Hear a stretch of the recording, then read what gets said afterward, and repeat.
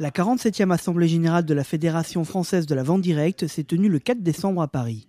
L'occasion de dresser le bilan de l'année écoulée, qui a été un très bon cru selon Jacques Cosnefroy, le délégué général. C'est un bilan extraordinaire. L'année 2014 restera certainement l'année la plus importante de cette décennie. Pour Philippe Jacquelinet, le président de la fédération, la principale avancée pour le secteur a été l'adoption de la loi Hamon relative à la consommation. Celle-ci permet désormais aux vendeurs, sous certaines conditions, d'établir des bons de commande dématérialisés, mais aussi d'encaisser un paiement sans attendre le délai de rétractation lors de ventes en réunion. Des possibilités qui vont améliorer le quotidien des vendeurs. Ça va nous permettre de prendre une carte bleue à la commande, ce qui nous est interdit à l'heure actuelle. L'autre grande satisfaction de la profession est l'organisation des premières assises des métiers de la fonction commerciale. Cet événement devrait permettre de répondre à un enjeu essentiel. Comment faire en sorte de pouvoir créer rapidement, dans les années qui vont venir, 200 à 300 000 nouveaux postes de commerciaux? Voilà les enjeux pour la fédération pour l'année 2015.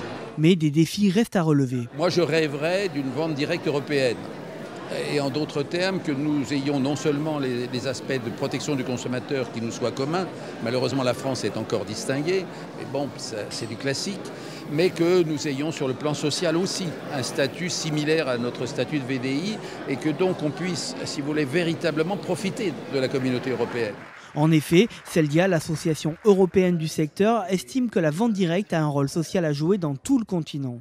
C'est important d'éduquer le législateur européen sur les aspects, les avantages socio-économiques de la vente directe, notamment pour l'emploi des femmes, pour le développement de l'entrepreneuriat féminin, puisque 85% des vendeurs en Europe sont des femmes. En attendant, la Fédération française a remporté une première victoire. Elle organisera le Congrès mondial de la vente directe en 2017. Une bonne nouvelle qui confirme donc le dynamisme de la fédération, saluée par Carole Delga, secrétaire d'État chargée du commerce, de l'artisanat, de la consommation et de l'économie sociale et solidaire. Tout d'abord, je salue l'action de votre fédération, qui regroupe 145 enseignes avec 4000 entreprises et plus de 265 000 vendeurs.